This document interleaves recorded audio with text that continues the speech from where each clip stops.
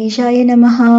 ఏకంగా 20 అడుగుల ఎత్తు ఉండి నేటికి సంవత్సరానికోసారి బియ్యపు గింజంత పరిమాణంలో పెరుగుతూ ప్రపంచంలోనే అతిపెద్ద స్వయం వ్యక్త శివలింగంగా ప్రసిద్ధి చెందిన ఎండల మల్లికార్జున స్వామి శ్రీకాకుళం జిల్లా రావివలస గ్రామంలో ఉండటం విశేషం. సుమారు 500 ఏళ్ల పురాతనమైన ఈ లింగాన్ని మొట్టమొదట శ్రీరాముడు పూజించారట. ఒకసారి నారద మహర్షి శివునితో 12 జ్యోతిర్లింగ దర్శన ఫలాన్ని భక్తులు ఏకకాలంలో పొందేలా అనుగ్రహించమని ప్రార్థించగా నారద కోరికను మన్నిస్తూ ఈశ్వరుడు 12 జ్యోతిర్లింగాల శక్తిని ఆత్మలింగంలో నిక్షిప్తం చేసి దానిని సుమంచ పర్వతంపై ఉంచారట. కాని ఆ అమోఘ శక్తిని తాళలేని ఆ పర్వతం తక్షణమే భూమిలోకి కుంగిపోయింది. జరిగిన దానికి చింతిస్తున్న నారదునితో శ్రీరాముని చేత ఈ లింగ ప్రతిష్ఠ జరుగుతుందని చెప్పి ఓదార్చారు ఈశ్వరుడు.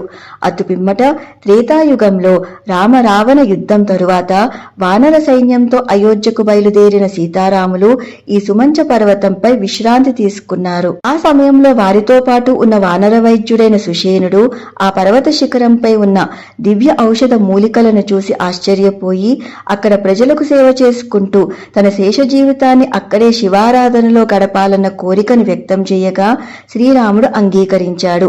శ్రీరాముని అనుమతితో సుషేనుడు అక్కడే ఉండి కఠోర తపస్సులో లీనమయ్యాడు. కొద్ది కాలానికి సుషేనుడి యోగక్షేమాలు తెలుసుకుని రమ్మని శ్రీరాముడు హనుమను సుమంచ పర్వత ప్రాంతానికి పంపగా సుషేనుడు అప్పటికే శివైక్యం చెందాడని అక్కడున్న కళేబరాన్ని చూడగానే అర్థమవుతుంది హనుమకు.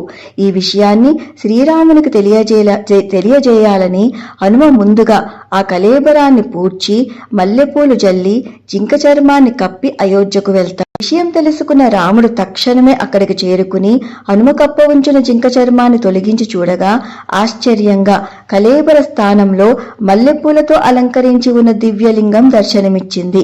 సంతోషించిన సీతారాములు కొలనులో స్నానం చేసి లింగానికి అభిషేకం చెయ్యగానే దివ్య తేజస్సుతో ప్రకాశిస్తూ ఆ లింగం ఒక్కసారిగా పెరిగిపోతూ ఆ పర్వత ప్రాంతంలో ఉన్న దివ్య ఔషధ మూలికల శక్తినంతా వ్యాపింపజేస్తూ ఆ ప్రాంతమంతా రోగరహితంగా మార్చేసిందట.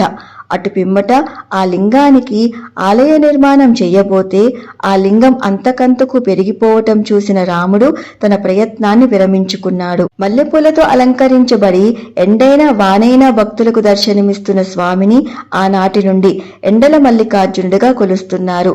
ఈ లింగ దర్శన మాత్రం చేతనే దీర్ఘకాలిక రోగాలు నయమవుతాయని భక్తుల ప్రగాఢ విశ్వాసం. సర్వం శివార్పణమస్తు. స్వస్తి. Like, share and subscribe.